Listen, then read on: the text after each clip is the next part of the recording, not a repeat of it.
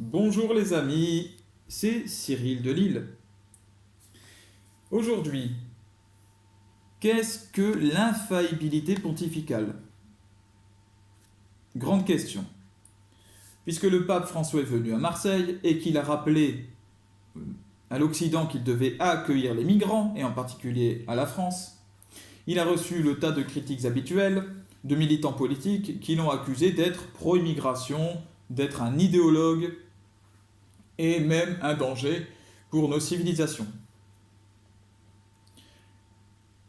Je l'ai rappelé dans une vidéo qui précède celle-ci, qui s'appelle Le pape pro-immigration. Le pape François, comme tout pape, ne peut pas être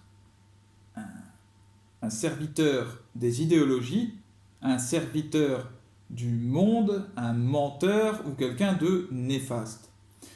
Dire cela, c'est faire mentir Jésus-Christ, puisqu'il a promis que les portes des enfers ne prévaudront pas contre son Église. Ça, je le rappelle dans la vidéo précédente, et vous pouvez aller la voir si vous voulez plus de détails sur ce point. Et dans cette vidéo, j'ai parlé de l'infaillibilité pontificale, et je disais que le chrétien était tenu de croire à ce dogme, sans quoi il n'était pas chrétien, puisque en disant que ce dogme n'est pas bon, alors il fait mentir l'Église, et ce faisant, il fait mentir Jésus-Christ, qui a dit que l'enfer ne prévaudrait pas contre l'Église. Voilà, c'est logique tout ça. Mais maintenant, attention, parce qu'il y a une subtilité. Il ne faut pas comprendre tout et n'importe quoi. L'infaillibilité pontificale, est-ce que cela veut dire que le pape, la personne, l'homme, est quelqu'un qui ne fait jamais d'erreur? Est un homme qui, dans la vie, est parfait et qu'il faut écouter tout ce qu'il dit? Non, ça ne veut pas dire cela. Ce n'est pas ça. Ça serait absurde. Est-ce que ça veut dire qu'il faut donc écouter tout ce qu'il dit religieusement? Non plus, ça ne veut pas dire ça. Ça veut dire que lorsque le pape parle au nom de l'Église, lorsqu'il parle en tant que pape, justement, de toute l'Église, selon son élection, eh bien, il est infaillible à ce moment-là, par la grâce du Saint-Esprit envoyé par le Christ selon sa promesse. Mais lorsqu'il parle en son nom propre, et ça arrive, il écrit des livres parfois au nom de Georges Bergoglio.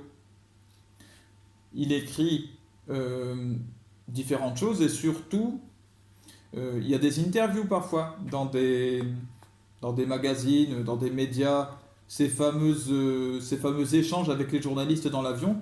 Quand il parle à ce moment-là, il ne parle pas en tant que pape, il ne parle pas en tant que chef de l'Église catholique. Ce qu'il dit n'influence pas toute l'Église et n'est pas compris dans le dogme de l'infaillibilité pontificale. Voilà.